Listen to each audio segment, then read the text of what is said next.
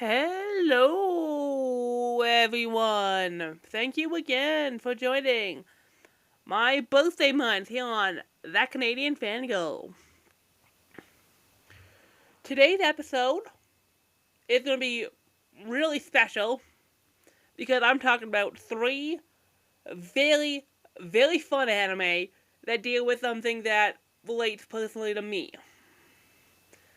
We're talking about Komi Can't Communicate, Bocchi the Rock, and if there's time, maybe some Stardust Telepath, because all three of them deal with social anxiety, and as someone who pretty much feels like I have social anxiety, these anime get really real to me. And I love them for that, because at the end of the day, I'm watching all three of these shows. It's like, no, this is too real. This is too real. I've done this. I don't know. Should we start with Komi Can't Communicate, or should we start with Bocchi the Rock? Let's start with Komi. I'm gonna start with good old Komi Can't Communicate. Komi-san. My girl, Komi-san. Oh, when Komi-san debuted. Well, one, it's basically the show that broke Netflix jail. The show when Netflix realized Netflix jail is a dumb idea, so they finally are releasing anime weekly. It's like, yes, thank you, Komi-san. You basically changed Netflix, and again, the anime is not perfect, but it's like, oh, it's so much better than when we had to wait horribly through Netflix jail. Oh, Netflix jail. Remember Netflix jail, people? Back in the day of 2018, when Netflix would acquire anime to stream and then would hold off for 8 months because they were either dubbing it into English or multiple languages and then just drop it all at once, and these shows would basically miss out on the initial hype because no one could watch them because Netflix was basically holding them for themselves.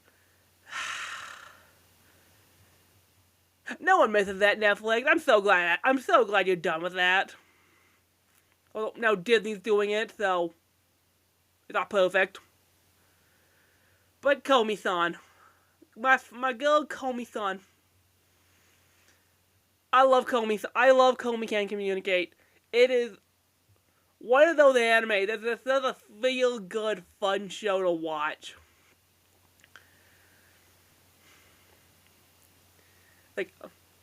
Komi is a high school girl. Everyone, basically thinks she's the best, the most popular girl in school. Everyone loves her. She doesn't talk much. You're like, oh, she's really quiet. No, she has social anxiety, and she freezes up and can't talk to people because she basically is, really self-conscious. And it's like, man, I've been there. When you basically say, I've been there, Komi. I've been there. Well, honestly, watching Komi say, this is taking me back to my high school days, and God, high school era Joe Savile was not fun. No, high school Joe hated it. It's like, no, I hated school. I was the person in high school that would basically stand awkwardly in the lunchroom, be like, someone's gonna talk. I'm just gonna stand here, eat my lunch. I'm gonna do nothing, because making eye contact with the kids in my class is like, I could easily go sit with them because they're my friends, but it's like, oh, it's gonna be awkward. I don't know them that well. I'm gonna stand here awkwardly, staring at basically everyone. And that was 3 years. I'm out. I'm so glad I'm out. It's like, yes! Now I can talk to a bunch of random strangers on the internet through a microphone. It's like, oh, that's so much more comfortable for me. It's like, yay! But Komi is so relatable. Because, as the show states, social anxiety is a disorder where people have trouble opening up and talking to people. They have trouble making friends. But as the show states, that doesn't mean they don't want friends. They just struggle forming those connections. And man, watching Komi basically, trying so hard to basically, do anything within it, just, casually. A lot of things that, like, again, it's real. It is so real. So watching as, her honestly, our first friend Tadano, who honestly Komi and Tadano are like the perfect OTP. I love them together. Watching Tadano basically be like helping Komi try to meet a goal, making 100 friends, as they try to navigate this classroom of oddballs. Like, this is a class of, oh my god, so many eccentrics.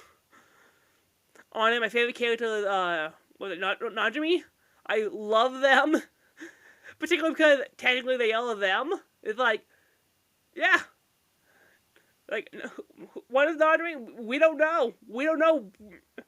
Honestly, Najimi is them. It's like, and they're cool. Like, they're probably the best character. Like, they're everyone's childhood friend who was wearing a guy's uniform in middle school, but wearing a girl's uniform in high school. So, but they're just, the energy of the class, and it's basically the first person that Tadano and Komi basically, Tadano gets to be Komi's friend, and any situation they get into is fun. Honestly, again, part of it is the way Komi is animated, some of the best. It's like, they make it look really pretty, but it's like, when they have to make Komi, funny looking, and like, they go, I love when, Komi has, basically, when either they, draw the little cat ears on it when she gets excited, or, she gets bug eye when she gets nervous. It's like, it's always entertaining, and it always, all expressions always match exactly how you're feeling when you have social anxiety and you're thrust into a situation where, like, like, I don't know, I love the bit when she, I think it's, was it, Najimi, sends her to basically order food at a cafe. She's just standing there in the line. The guy gives her, unsure basically, how to order. The guy gives her a little food. She walks out, and it's the wrong order. And she's too self-conscious to basically, go back and, get the right stuff, so she just leaves. It's like, I've done that. It's like, no, that's me. That would be painfully in, like, late high school. You're standing in line, it's like, I want that. And you point awkwardly to, like, behind the glass. The guy gives you pay. You look in the bag. Okay, I'm just gonna walk away. It's like, it's not perfect, but it's like, no, I don't want to get back in the line. I don't want to get back in the line and have to talk to the guy. It's like, no, that's too stressful. I love it. I love watching Komi just basically just try to basically, move outside of a comfort zone and basically, try to make friends, and all, her classmates basically, including Komi in basic activities. It's like, I love that. It's so fun to watch. And Komi is really funny. It's a really funny show. It's like this. Again, Komi has some great expressions, Watching the characters, struggle to basically, find something for Komi to do is always a lot of fun to watch. Again, it's a class of odd eccentrics, so every single character has so much personality. It's a lot of fun. Like, you have, the creep. You have the extremes of basically William Komi like a goddess. You have Komi's, rival. You have the guys who you have all the guys who will basically, think they have a shot on. They're basically looking at both going like, I love. Wasn't the one guy who basically had the really tough looking face, and basically just trying to basically get Tadano to be a friend? I love that dude. That dude's so fun. I love that guy. What's his name? It's been a while since I've seen Komi, because season 2 ended like 2 years ago. But Oh, I loved. Oh, Komi like the show is like I'll gladly switch the net. I'll gladly watch on Netflix like anything under the new episode. It's like I hope we get another season of Komi because it's like Komi's so good. I love Komi.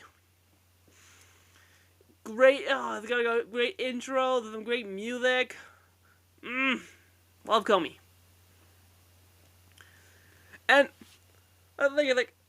And then we got Bocchi the Rock last year with another show with a main character with social anxiety. It's like between Komi and Hitori Gojo, or Bocchi as she's nicknamed, I have basically two characters that are like, oh, these characters are way too real. And I'm gonna say this, Bocchi the Rock was hard to watch, because Bocchi is way more real.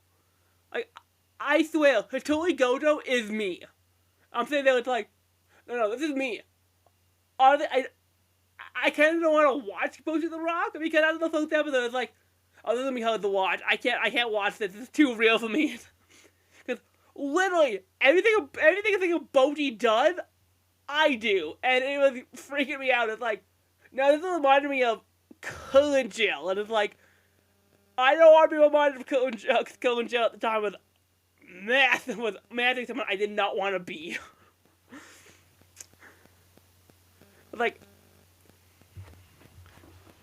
we're talking about the fact that Bocchi learns how to play guitar, not so much because she has an interest in music, but because she saw in an interview with some band, it's like, oh, if I get really famous and join a band, if I join a band and get really famous, then I'll have fans, and the fans will want to talk to me, and I won't have to talk to people, and it's like, I'm feeling called out.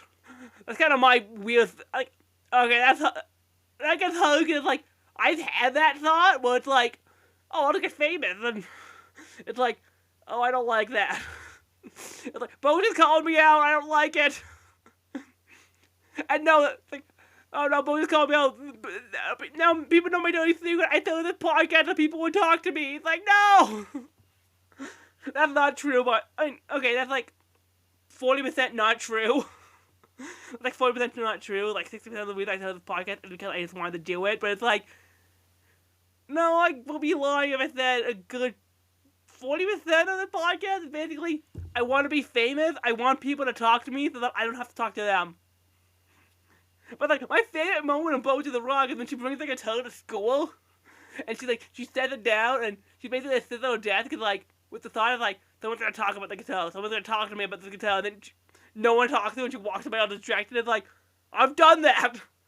I did that in school.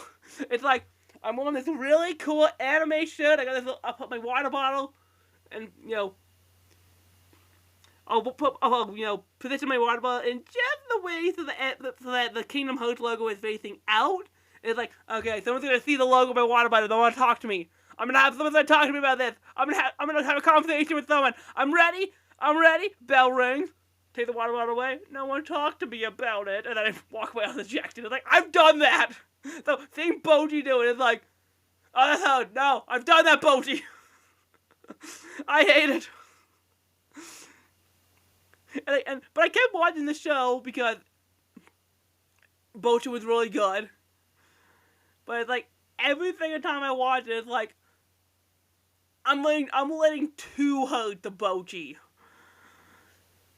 Like the episode when she filled out the school festival slip so that she can have the band perform at the school festival, and she stands outside the faculty office and walks away. It's like, I've done that in school.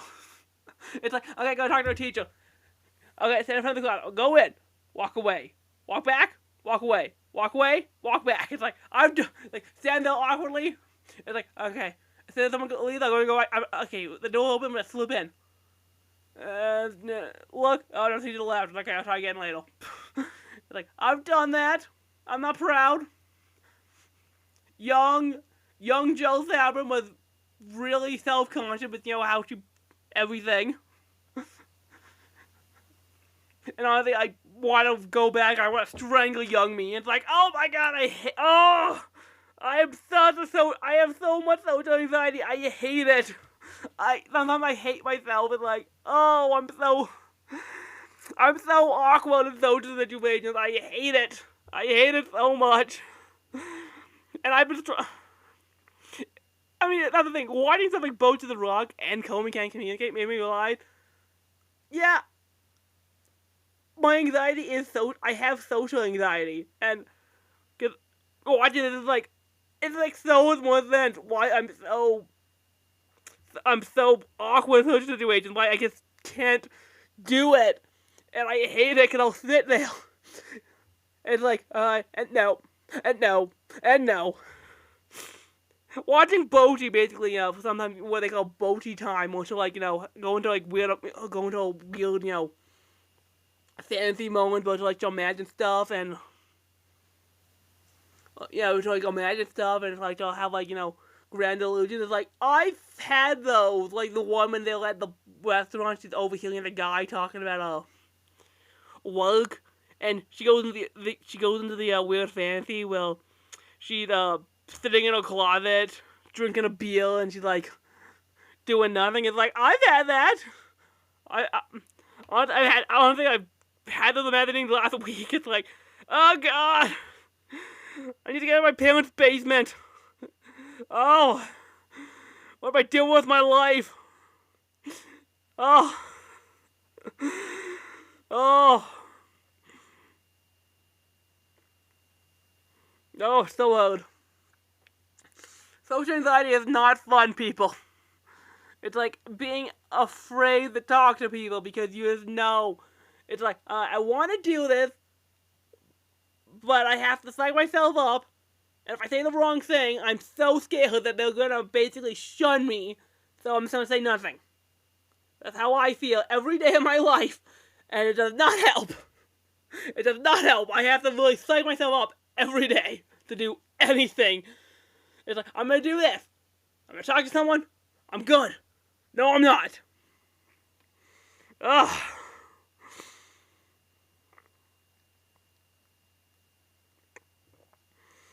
It's like, even like some of the minor things, like Bocchi the Rock, like when they were, when she finally, had her friends in the band, and her bandmates are like, and Kazoko band are like,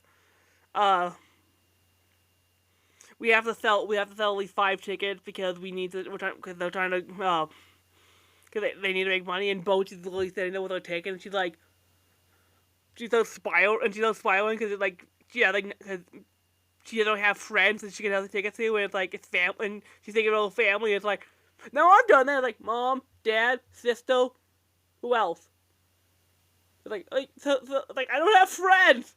I don't have friends, and you have to go on the street and talk to and basically try to get random strangers to basically do it.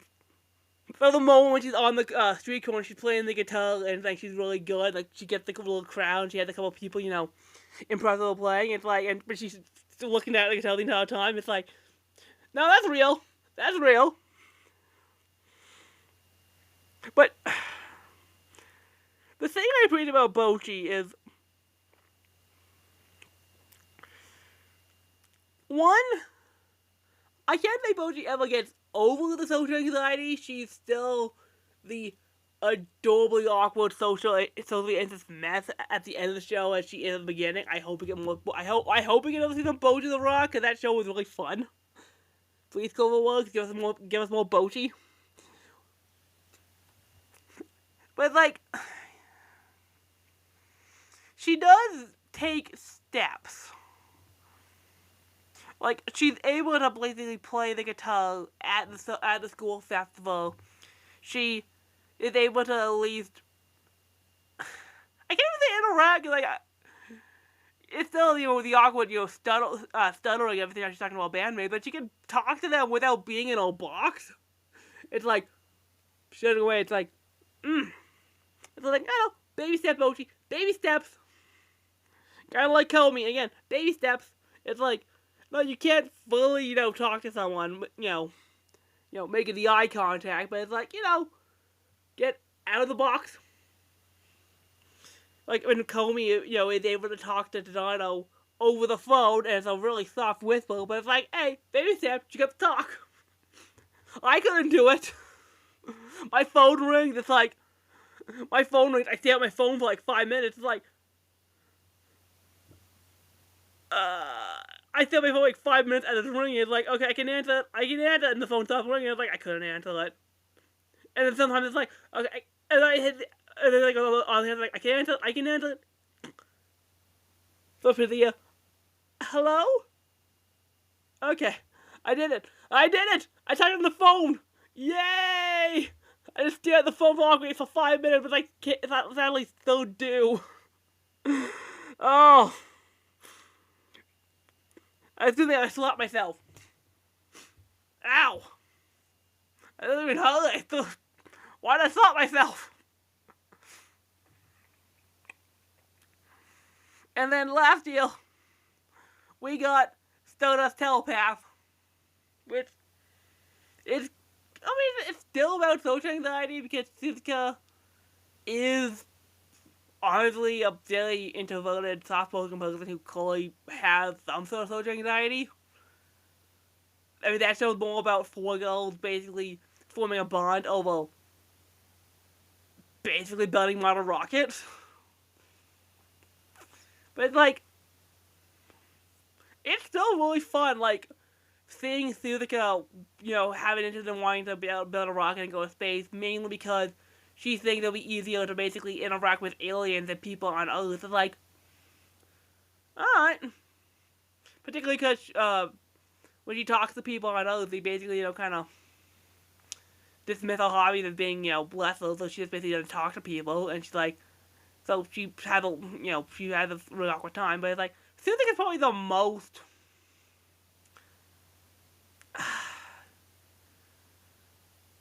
I would say probably a little bit of social anxiety. I would say Suzuka is more just, kind of, extremely shy. But, like, the most, realistic social anxiety thing with, Stardust Telepath is when, basically the whole show, they make Suzuka president of their, model rocket, hobby club. And she, like, asked to make a speech at the, event they're at where they're gonna run to the rocket, and it goes horribly.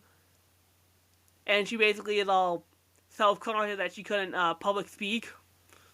And then, like, 2 episodes where she, like, asked for the, video, and she's basically, going over, like, actually what she did so that she can basically, improve so that she can, like, maybe do a better time next time she has to public speak. It's like,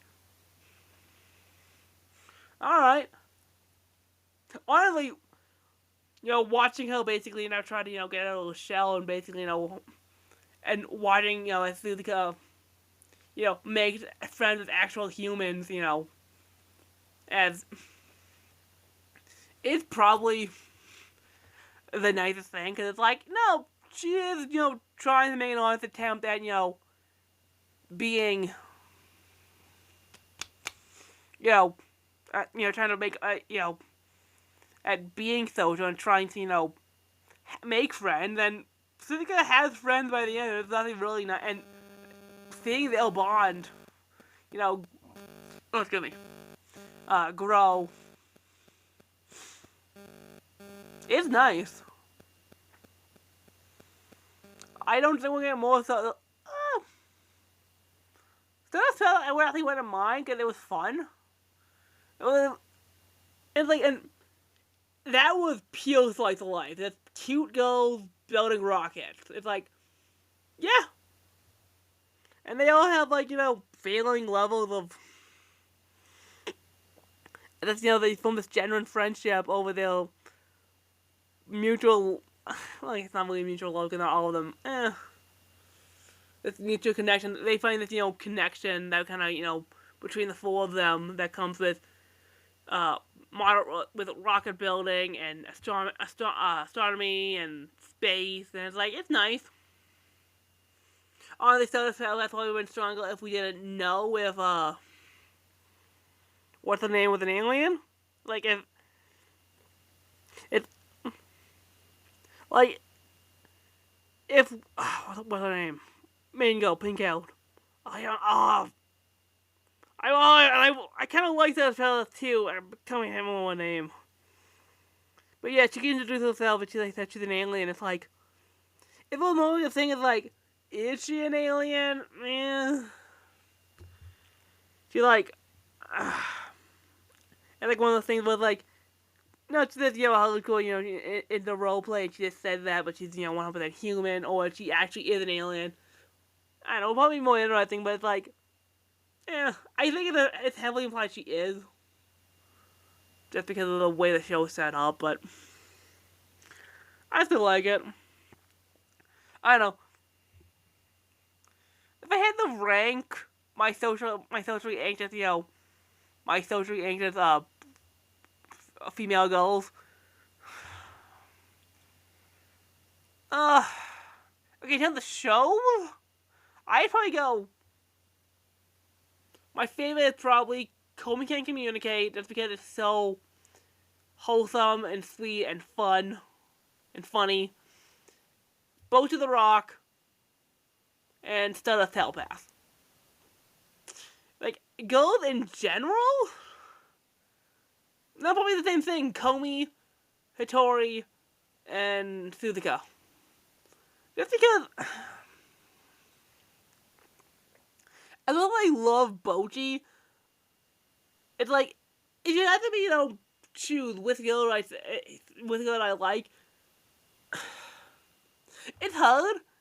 Honestly, they're probably like, Bocchi and Komi are probably the two girls I would want to be friends with the most, and it would be like a really awkward friendship, but we probably all like, sit there awkwardly, not saying anything, and then just walk away. It's like,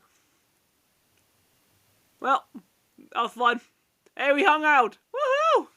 Which something all you really need when you have social anxiety. It's like, I just need to sit next to someone who I know technically have the same thing. Like, if they were real, and like I went to like some socially anxious club, like some socially anxious like meeting, and like a bunch of people with social anxiety, and I just sat in a room and I was sitting next to Komi. It's like, hey,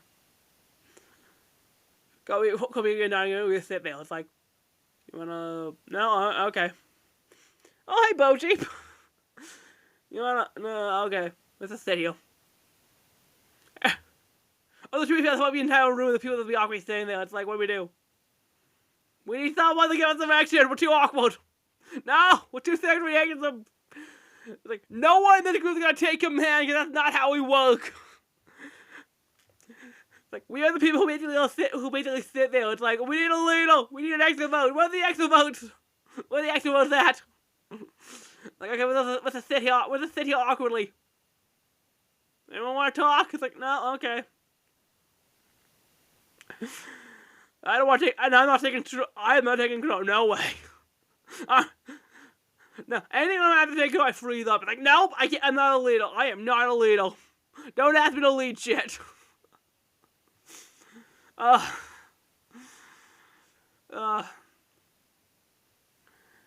no, watching 3 shows where the premise is watching girls with social anxiety basically try to combat their social anxiety has made me become aware of my own social anxiety. And now I'm like, okay, I have it. I can make this podcast mostly for me, but on the slim chance I'm gonna get famous, I can get a fan base. It's like, please, someone talk to me about this, please. I want. No, that's joking. That's the. Please. If someone online is basically like, yeah, yo, Jill. But like, I can do it. I can stop second guessing myself. Honestly, it makes me feel. Honestly, excuse me again. Honestly, watching these shows makes me realize the steps I've taken in 2024 are something that high school Jill and university Jill and last year Jill and last year Jill, like 2023 Jill when I've done this. Ironically, I think this podcast started in 2023, but yeah, 2023 Jill before the start of this podcast was like, nope, we can't do it. We just came out. We can't do this. Nope. Now I'm looking past Jill. It's like, why are we so weak? Slap the air behind me like I'm slapping past me. Past Joe will pay for their crimes. Crimes of being socially awkward. Very, very socially awkward.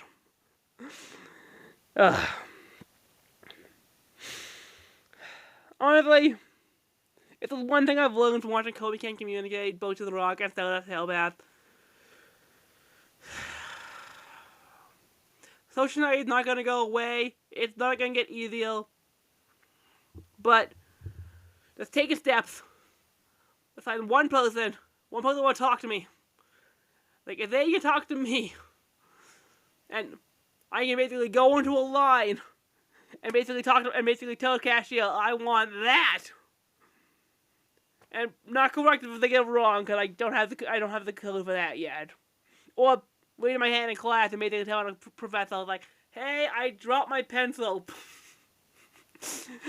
All of the little Komi, when Komi basically dropped the eraser, and she had to tell the teacher that it's dropped and she couldn't. So Toronto basically, dropped his own, and they didn't have it.